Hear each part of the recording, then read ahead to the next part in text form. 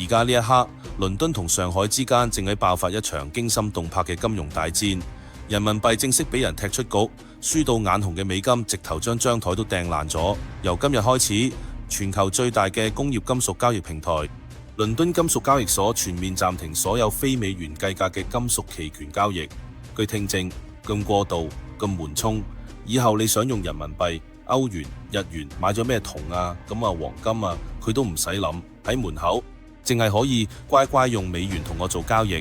呢個唔係咩普通嘅市場行為，而係美元退無可退之下，孤注一啲嘅絕望大反擊。點解倫敦金屬交易所會咁急切，甚至唔惜犧牲盟友貨幣，都要硬保住美元嘅份額？美國呼風喚雨超過半世紀嘅貨幣霸權，又點解會喺短短3年之內俾人打到全球潰敗？呢場由倫敦打到上海嘅貨幣大對決，最後嘅結局究竟係風燭殘年下嘅救亡，保住殘破不堪嘅半壁江山，定係眾望所歸嘅興亡席捲天下、泰山封禪嘅衣食？要搞清楚呢幾個問題，我哋首先要明白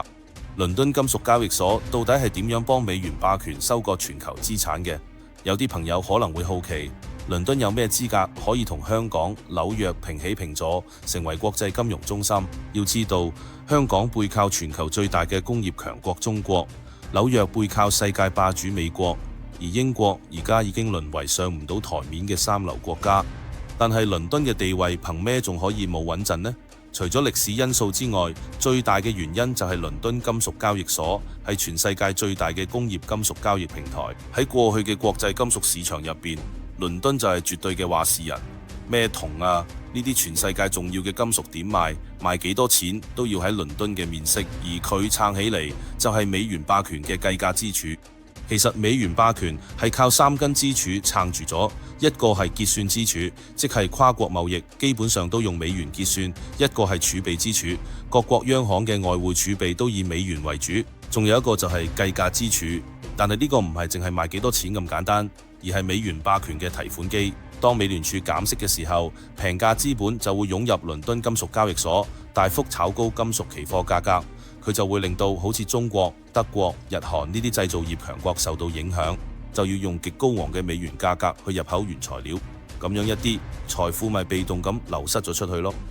跟住就到加息週期，美金喺美國境內嘅回報變高，嘅主力資本就會大規模撤離倫金所，然後回流返美國。金屬價格就暴跌，呢個時候手持強勢美元嘅美國資本再回頭，就可以用超低價，好似跳樓價咁去收購全球嘅礦產同實體企業。2009年至2011年，美聯儲開始減息，大量美元湧入國際黃金市場，推高金價由原本每盎司850美元升到1920美元。喺呢段期間，華爾街投行透過倫金所黃金期貨做多，累計賺咗超過150億美元。去到2015年，美聯儲又轉返加息週期，國際金價由每盎司1920美元跌到1046美元。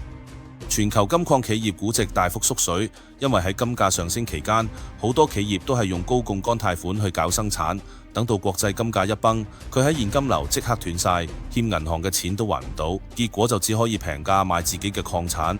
又或者補充一啲例子，好似 Newcrest 旗下西澳大利亞州 Telford 金咁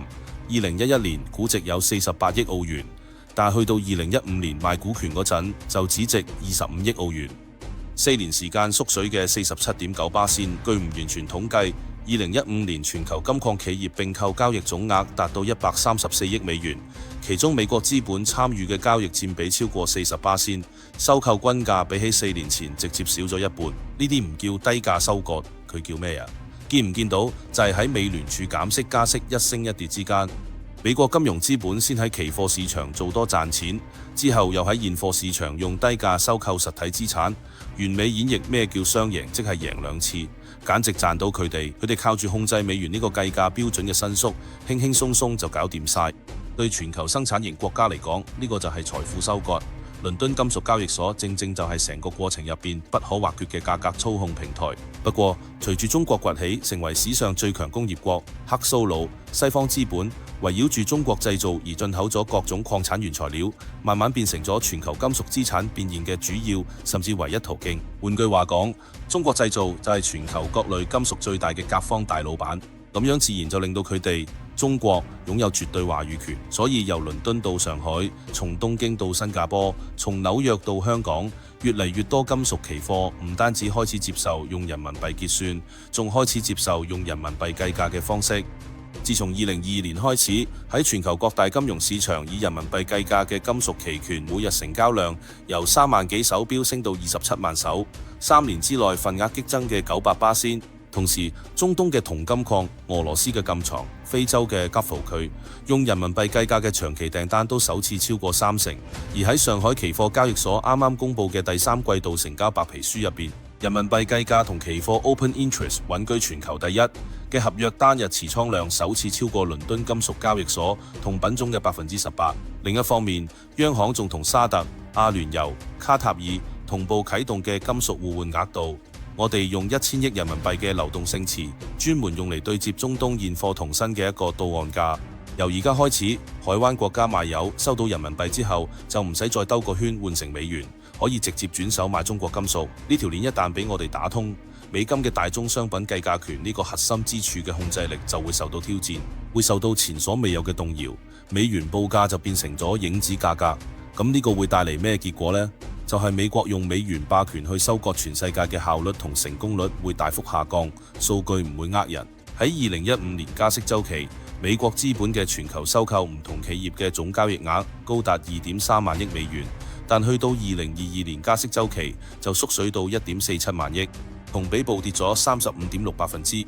你要知道，自從美國開始用美元霸權去收割全世界之後，美國資本嘅加息週期入邊對外收購嘅金額一直都係上升，而且升得好勁，從來都冇跌過。1983年係1056億，1987年就去到3280億，1994年4150億，1999年5830億，2004年1.27萬億，2015年2.3萬億。呢啲一路飆升嘅海外收購額已經足夠證明美國資本嘅加息週期入邊，以低價收割全球資產嘅收益係不斷上升。不過，去到2022年，呢個數字竟然暴跌咗35.6%，縮水到1.47萬億。呢個係史無前例第一次出現下跌。呢個就標誌住美元加息嗰把收割解刀失靈嘅。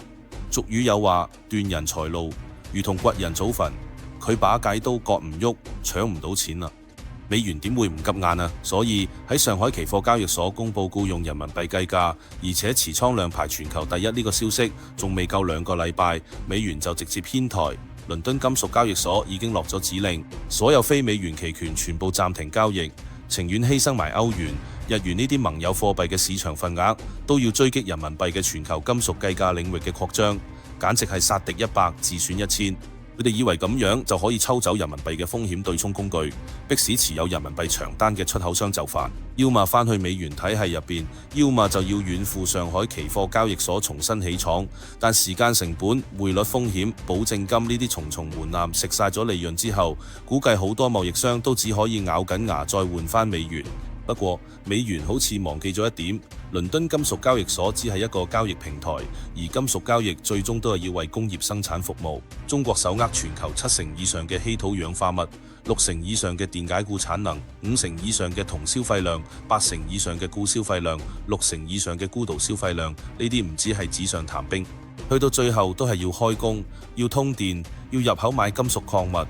啲生產剛需。倫敦金屬交易所可以踢走人民幣嘅期權交易，但你踢得甩中國對全球金屬消費嘅需求咩？由澳洲到非洲，再到南美，全世界每日10幾萬嘅金屬現貨船隊到埗嘅港口係上海、寧波、廣州、青島，唔係倫敦，唔係紐約，唔係鹿特丹。美元可以封死倫敦，封死紐約，但係冇封得死全世界嘅石海運線咩？所以佢令人啼笑皆非，瘋狂打自己臉嘅美元言論喺全球各大金融市場不斷上演。迪拜商品交易所就宣布，明年會推出以人民幣計價嘅銅期貨，將中東現貨同中國價格綁埋一齊。中東最大嘅銅線生產廠通知中國供應商，今年第4季嘅長單計價直接鎖定上交所嘅期貨價格，結算貨幣用人民幣，唔再喺倫敦金屬交易所嘅面色。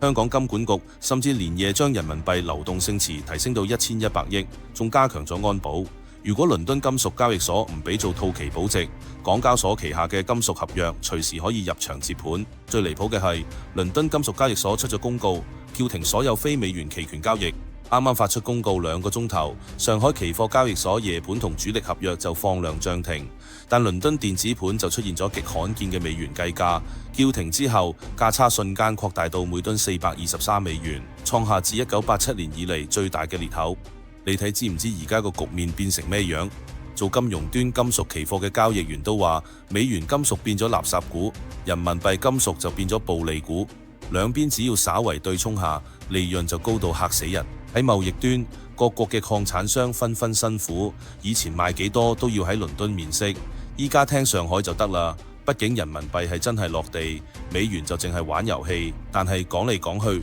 言下之意都係針對倫金所叫停。對於非美元交易呢一套蠢招嘅揶揄，馬克吐溫講過：歷史唔會簡單重複，但一定會押韻。1956年已經風燭殘年嘅英國，為咗毒死美元國際化嘅通道，強制要求非英鎊區嘅石油合同淨係可以用英鎊結算，但係睇到蘇伊士運河嗰一戰輸咗，連英鎊僅存嘅信用都冇埋。當時正值風華正茂嘅美元就順勢登基，興亡交替，成為第2代國際結算貨幣。69年之後，同一幕又再上演，美元步英嘅後塵。佢個結局必然就係英鎊嗰個下場。所以呢場由倫敦去到上海嘅貨幣大對決，答案早就寫咗喺歷史書入邊。一邊係倫敦金融城，